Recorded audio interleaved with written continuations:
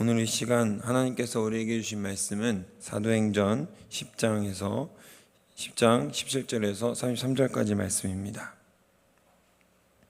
사도행전 10장 17절에서 33절까지 말씀.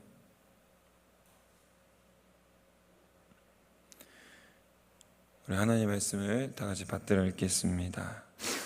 베드로가 본 바 환상이 무슨 뜻인지 속으로 의아해 하더니 마침 고넬료가 보낸 사람들이 시몬의 집을 찾아 문 밖에 서서 불러 묻되 베드로라 하는 시몬이 여기 유숙하느냐 하거늘 베드로가 그 환상에 대하여 생각할 때에 성령께서 그에게 말씀하시되 두 사람이 너를 찾으니 일어나 내려가 의심하지 말고 함께 가라 내가 그들을 보내었느니라 하시니 베드로가 내려가 그 사람들을 보고 이르되 내가 곧 너희가 찾는 사람인데 너희가 무슨 일로 왔느냐 그들이 대답하되 백부장 고넬료는 의인이요 하나님을 경외하는 사람이라 유대 온 족속이 칭찬하더니 그가 거룩한 천사의 지시를 받아 당신을 그 집으로 청하여 말을 들으러 하느니라 한데 베드로가 불러들여 유숙하게 하니라.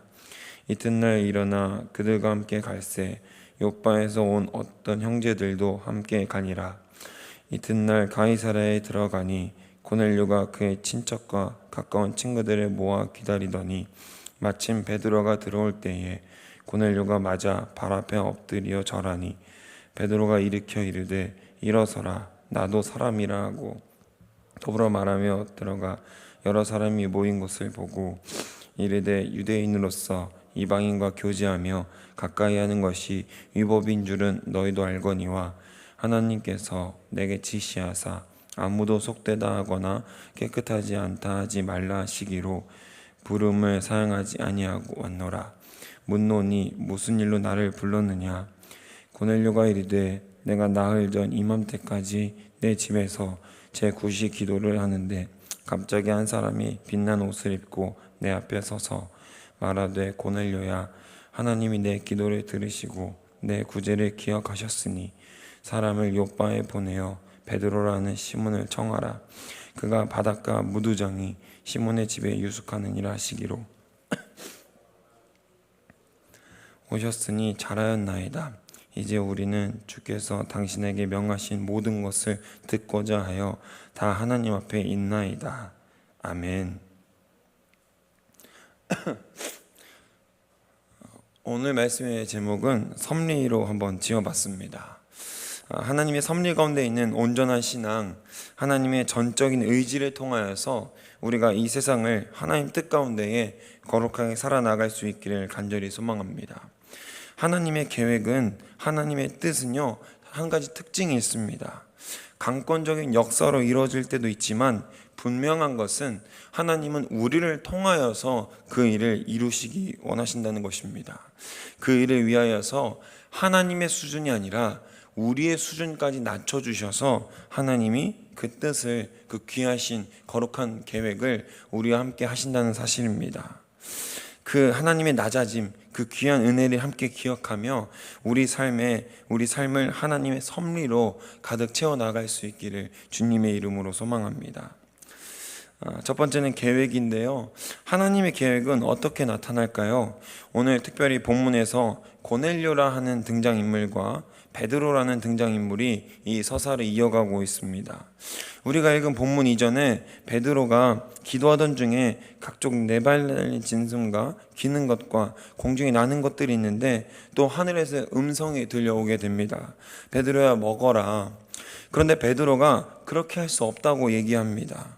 속되고 깨끗하지 아니한 것을 내가 결코 먹을 수 없다라고 얘기합니다. 두 번째로 하나님께서 물어보십니다.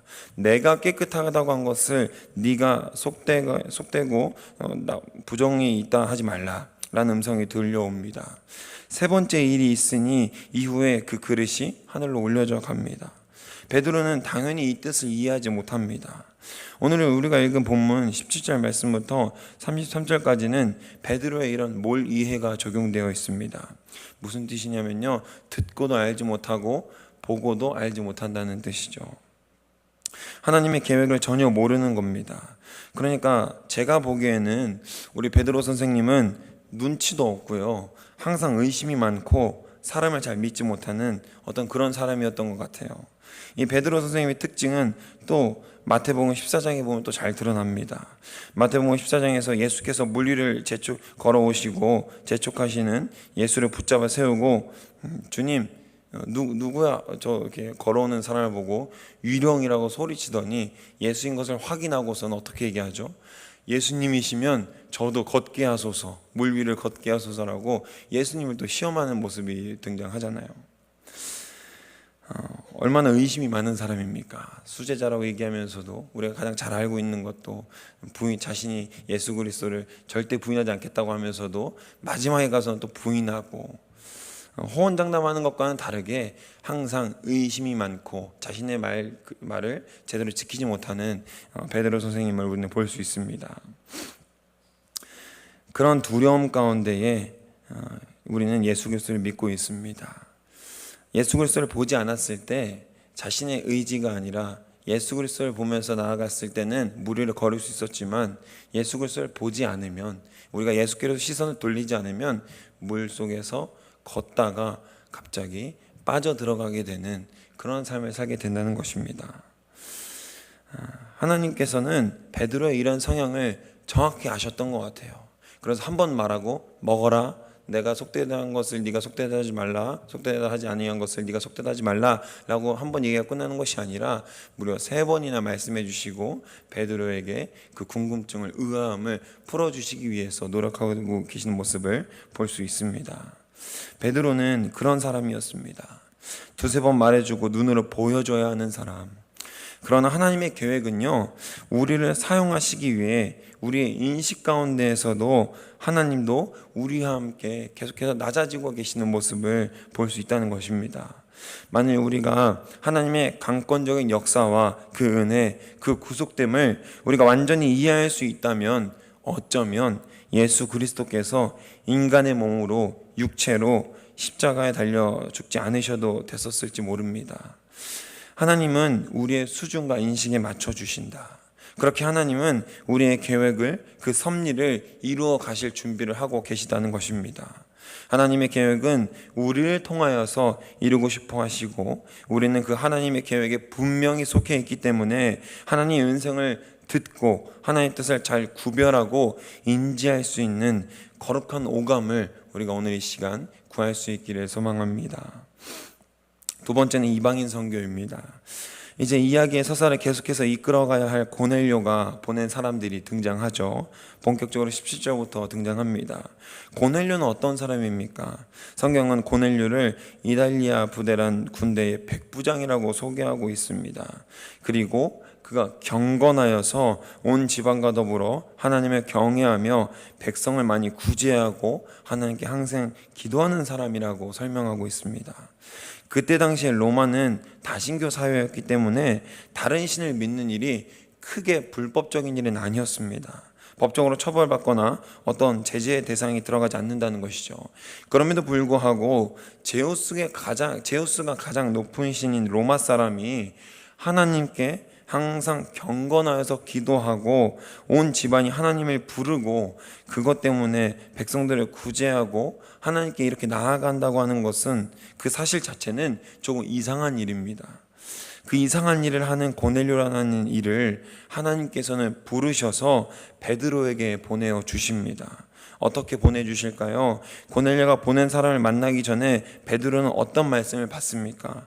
하나님께서 속되다 하지 않은 것을 네가 먹어라. 그러니까 하나님께서 인정한 것을 네가 판단하지 말고 너의 지식과 너의 생각으로 판단하지 말고 그저 받아들이라 라는 명령을 받게 되는 것입니다.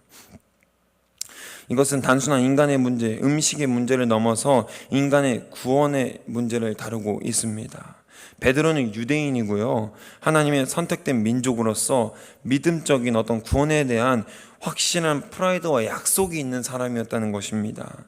더불어서 그는 어떤 사람이죠? 예수 그리스도가 이 땅 가운데 내려와서 공생의 사역을 하고 예수 그리스도로서 신적인 능력을 받아 그 능력을 다 나타내 보이고, 심지어는 십자가에 달려 돌아가신 일 이후에 부활하셨을 때에도 베드로는 그 현장에 있었습니다. 부활하신 예수 그리스도를 만나게 되었습니다. 베드로의 이런 어떤 믿음에 대한 프라이드가 얼마나 컸겠습니까? 예수님과 직접 함께했던 사람이었고 부활하신 이후에도 함께하셨던 사람인데요. 그런데 하나님의 계획은 무엇이냐? 선택된 민족으로 끝나는 구원이 아니라 온 민족, 불특정 다수인 특정 소수가 아니라 불특정 소수가 아닌 불특정 다수에게 구원을 허락하러 오신, 누구든지 주의 이름을 부르는 자들에게는 구원을 주시려는 그 하나님의 계획은 이 베드로를 통하여서 전파되고 제자들을 통하여서 전파되고 또 이방인의 사도로 불린 이제 우리가 경험하게 될, 이제 우리가 만나게 될 바울 선생으로부터 전파되어야 했던 복음인 것이죠. 하나님의 계획의 시작은 무엇이냐면 바로 베드로였다는 거예요. 정통적인 유대인, 그리고 정통적으로 고집이 센, 아주 하나님의 역사와 강권적인 역사를 통하여서 변화되어야 할 그 베드로를 통하여서 이 하나님의 역사가 시작되어야 한다는 것이었습니다.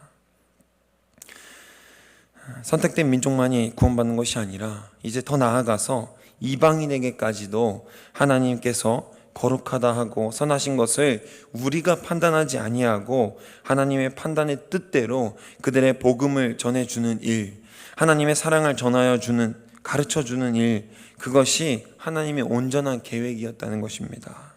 그래서 이제 베드로는 그 환상을 무슨 뜻인지도 모르고 속으로 의아하면서도 고넬료라는 사람이 보낸 사람들에게 함께 가서 그들과 함께 예배를 하러 갑니다.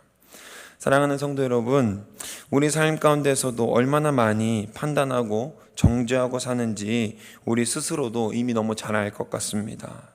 우리 눈에 있는 들보는 보지 못하면서 남에게 있는 티끌을 찾아내는 우리의 모습을 보면 어쩌면 하나님이 오히려 그 능력을 주셔서 더 회개하고 하나님을 붙잡으라 말씀하시는 것 같습니다.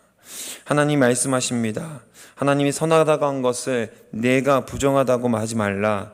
무슨 뜻입니까? 모든 판단은 하나님께 맡기라는 것이죠. 우리는 그저 하나님을 전하면 되는 것입니다.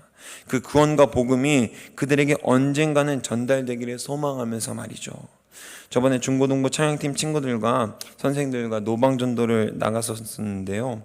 그때 여러 사람들을 만났는데 특징적인 것은 어떤 분들은 그냥 거절하고 가면 되는데 정말 저 멀리서부터 고개를 돌린다든지 저 나무 사이로 간다든지 수많은 사람들 속에 껴가지고 이제 먼저 주면 그 뒷사람을 주기는 어렵잖아요.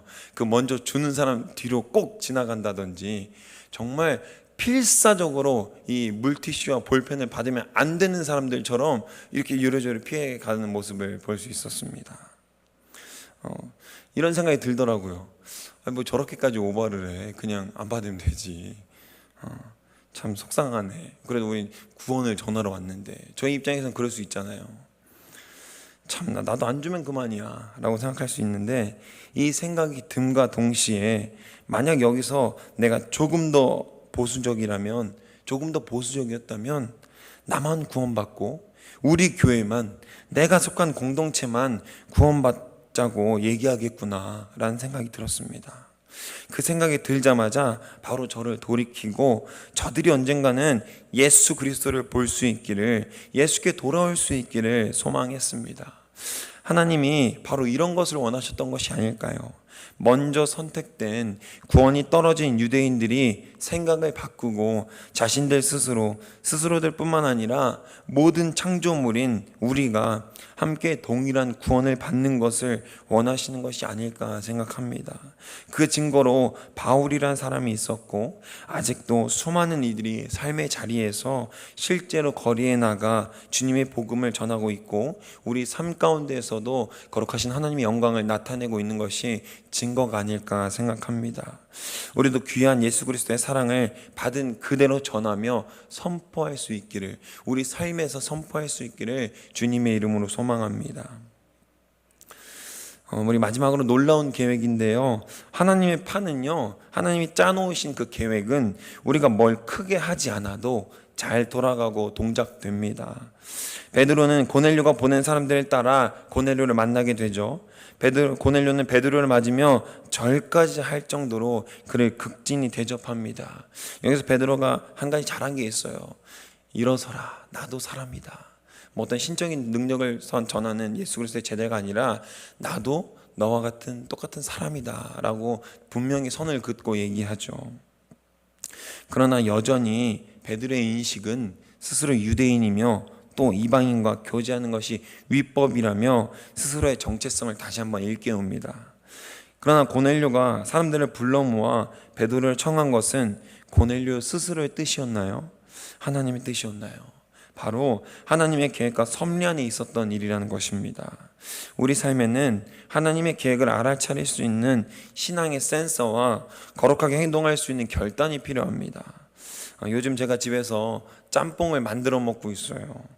우연찮게 샀던 치킨 스톡이 제게 짬뽕의 길을 열어줬습니다. 양파와 대파를 기름에 타듯이 볶아야 하거든요. 그리고 거기에 고춧가루를 같이 넣어서 볶아야 합니다. 탄맛이, 우리 불맛이라고 하죠. 그 불맛을 내는 작업을 하는 거예요. 이렇게 볶다 보면 기름이 좀 튀기도 하고 불이 살짝씩 올라서 조심을 좀 해줘야 하는데, 제가 그날은 좀 유난히 바빠가지고 배고파가지고 불쇼를 좀 화려하게 했습니다. 제가 또 한 웍질 하거든요. 근데 이게 삐용삐용 사이렌 소리가 갑자기 들리는 거예요. 이게 뭐야, 이렇게 당황을 했죠. 이사 오면서 여지껏 한 번도 작동되지 않았던 화재 감지기가 작동한 거였어요. 당황해서 어쩔 줄 몰라 하다가 바로 일단 가스를 껐어요. 가스를 꺼놓고 이 불맛 빠르게 웍질해서 불맛을 올리는 게 생명인데, 그럼에도 불구하고 빨리 이제 불을 껐습니다.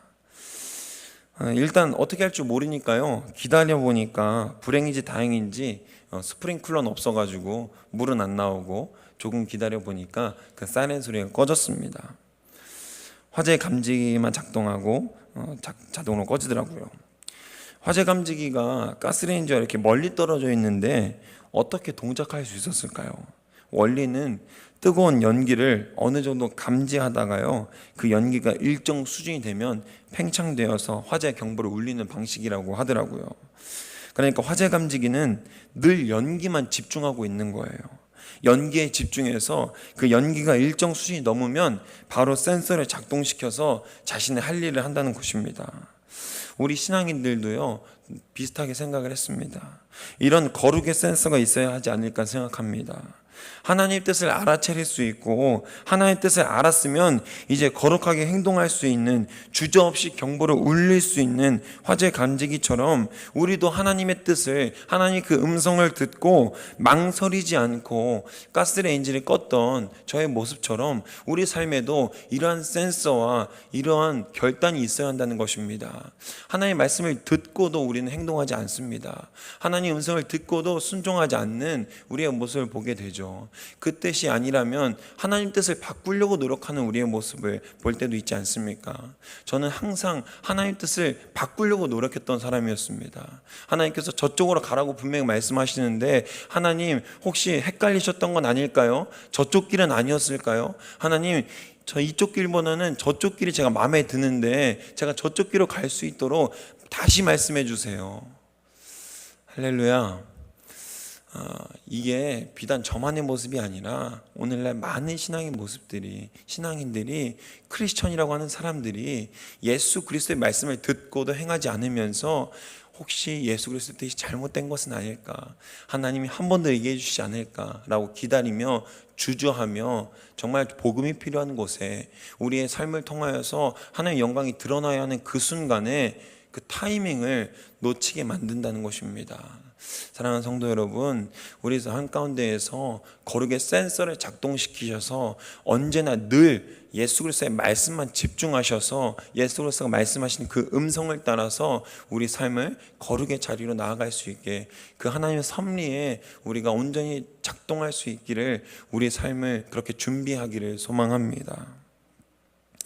오늘 말씀 정리하려고 합니다. 사랑하는 성도 여러분, 섭리는 정확히 하나님의 다스림심이 있는 삶을 말합니다. 우리 삶 가운데 얼마나 하나님의 섭리를 경험하고 있는지 돌아보길 소망합니다. 하나님의 섭리임에도 알아차리지 못하고 하나님의 크신 은혜이며 그 은총도 알아보지 못하고 넘어갈 때가 참 많이 있습니다. 불평과 불만은 무의식 속에서도 나오고 의식적으로도 많이 나옵니다. 감사가 우리 삶에서 그렇게 나오길, 하나님의 크신 은혜를 늘 구하길 소망합니다. 요즘 젊은이들이 좋아하는 찬양팀 위러브라고 하는 찬양팀이 있습니다. 그 찬양팀에서 주관하는지 아닌지는 모르겠는데 SNS를 통해서 짧은 영상으로 복음이 담긴 영상들을 이렇게 계속해서 올리더라고요. 거기서 재밌는 영상을 봤는데 무슨 영상이냐면요, 설교 시간에 졸면서 들키지 않을 수 있는 방법이라고 그 친구들이 알려주더라고요. 어떻게 하는 거냐면요, 보통 우리가 정말 피곤하면 설교 시간에 좀 졸게 되는 경우가 있잖아요. 사람이라면요. 저도 학생 때 정말 많이 졸았습니다. 우리 담임 목사님 설교하실 때 정말 많이 졸았어요. 성가대석에서 정말 많이 졸았거든요. 피곤하면 그럴 수 있죠. 원래 하나님은 사랑하신 자에게 잠을 주시는 거 아니겠습니까? 그들이 내놓은 방법은 제가 한번 보여드릴게요. 졸려서 고개가 떨어질 때 어떻게 하는 거냐면, 떨어질 때 아멘 하고 일어나는 겁니다. 떨어질 때 아멘 이렇게 일어나면서 이제 설교할 때 졸릴 때 이제 들키지 않을 수 있는 방법이라고 설명해 주더라고요. 어때요? 들키지 않을 수 있을 것 같습니까? 우리 도남동교회는 이제 들키실 것 같아요. 제가 한번 설교 때 얘기해 줘가지고, 이렇게 말하는 방법은 들키지 않는 것에 초점이 있습니다. 사람에게 있죠. 그러나 하나님은 우리가 피곤해하고 집중하지 못하는 것을 이미 다 아시는 분입니다. 하나님을 속일 수는 없습니다. 그러나 이 방법에서 배울 수 있는 것은 무엇이냐면, 우리가 의식하지 못할 때에도 몸의 모든 힘이 다 빠져서 졸려서 고개를 숙이는 그 순간에도 아멘을 외치는 것, 아무것도 할 수 없고 아무것도 인지할 수 없을 것만 같을 때에도 하나님께 아멘이라고 외칠 수 있는 용기와 결단이 무의식 속에서도 계속해서 드러나야 한다는 것입니다. 믿으십니까? 그러기 위해선 우리 마음속 깊은 곳에서부터 하나님을 신뢰하고 의지하며 하나님을 경외함으로 나아가면 우리의 삶의 자리에서 늘 우리의 뜻과 의지가 아닌 하나님의 다스림의 심이 있는 삶을 살 수 있게 될 것입니다. 사랑하는 성도 여러분, 하나님은 이미 다 계획해 놓으셨고 우리의 가장 큰 조력자, 가장 큰 사랑이 되어 주십니다. 어려운 일을 당하고 있습니까? 나의 인식과 나의 지식을, 나의 판단을 내려놔야 하는 순간이 옵니까? 그때 우리의 힘과 능력이 주님으로부터 나오게 될 것입니다. 내가 이것을 붙잡고 꼭 늘어져야 할 것만 같을 때가 있잖아요. 그때 하나님께 의지하여서 우리의 의지를, 우리의 판단을 내려놓으면 하나님이 그 일을 내가 예상하고 생각했던 것보다 훨씬 더 크고 아름답게 하나님의 역사를 드러내 보실 것이라는 것입니다. 우리 신앙인들은요, 그리스도인들은 그러한 믿음과 소망을 가지고 살아가는 사람들인 줄로 믿습니다. 하나님의 거룩한 명령을 통해서 거룩한 사명자의 삶을 살아갈 수 있기를 소망합니다. 베드로의 이해 안 되는 환상, 고넬료도 알 수 없었던 그 하나님의 계획 가운데에서 하나님을 믿고 온전히 신뢰함으로 놀라운 일들과 역사를 경험하는 고넬료를 보게 되지 않습니까? 하나님 그 크신 역사를 우리 삶 가운데에서도 여전히 드러나고 있는데요, 그 크신 역사를 그대로 잡고 성취하며 결단하며 나아갈 수 있는 우리 사랑하는 모든 더원등교회 성도님 되시기를 주님의 이름으로 소망하고 축복합니다. 기도하겠습니다. 사랑의 주님, 감사합니다. 이 시간 우리가 하나님의 계획, 하나님의 섭리에 우리가 따라가길 소망합니다. 아버지, 나의 뜻과 나의 판단이 아니라 거룩하신 하나님의 섭리를 통하여서 그 하나님의 섭리, 그 다스리심이 우리 삶에 나타나기를 소망합니다. 주님, 때로는 내 판단과 내 뜻이 맞다고 하나님이 잘못 말하신 게 아니냐고 하나님의 뜻을 거두어달라고 얘기하는 우리의 연약한 모습도 보게 됩니다. 그러나 그 모습들 가운데에서도 여전히 하나님은 사랑으로 우리 가운데 계심을 믿어 의심치 않습니다. 하나님의 사랑을 경험하게 하시고 하나님의 다스리심을 경험하게 하셔서 우리가 온전히 흔들리지 않고 낙심치 않고 절망치 않고 믿음으로 승리할 수 있는 거룩한 삶을 우리에게 허락하여 주시옵소서. 그런 거룩한 삶을 따라 나아가길 소망합니다.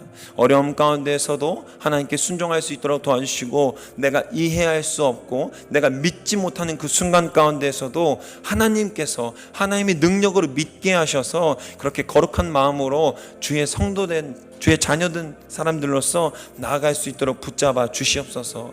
우리의 믿음이 연약하지만 하나님의 능력으로 강건케 될 줄 믿습니다. 우리의 삶이 연약하지만 하나님의 영광을 드러내기엔 턱없이 부족하지만 하나님께서 함께 하실 때 우리의 삶의 자리에서 그 거룩한 사랑이 드러나고 하나님의 영광이, 하나님의 이름이 온 땅에 전해질 줄로 믿습니다. 우리를 사용하여 주시고 우리 도남동 교회를 주님 핏값 위에 세우셨사오니 우리의 도남동 교회를 사용하여 주시옵소서. 주의 이름을 부르짖으며 나아갑니다. 이 시간도 하나님의 은혜와 충만한 능력이 나타날 수 있는 귀한 시간 될 수 있도록 허락하여 주시고, 오늘 하루의 말씀으로 시작하노니 이 말씀으로 온전히 충만한 그 거룩한 하나님의 삶이 될 수 있도록 우리 삶을 주관하여 주시옵소서. 이 모든 말씀 우리 주 예수 그리스도의 이름으로 감사히 기도드렸습니다. 아멘. 사랑의 주님 감사합니다. 아버지, 이 시간 우리의 부족함을 여전히 주님께 맡기며 나아갑니다. 아버지, 우리의 힘으로는 할 수 없습니다. 온전히 하나님의 능력으로 하나님의 뜻으로 할 수 있는 것이오니 아버지, 우리의 뜻을 붙잡아 주시고 우리의 삶을 붙잡아 주셔서 하나님께서 원하시는 거룩한 삶을 살아갈 수 있도록 아버지 인도하여 주시옵소서. 하나님만을 거룩하게 기억합니다. 주님만을 거룩하게 소망하오니 주님 만져주시고 역사하여 주시옵소서. 그 하나님의 능력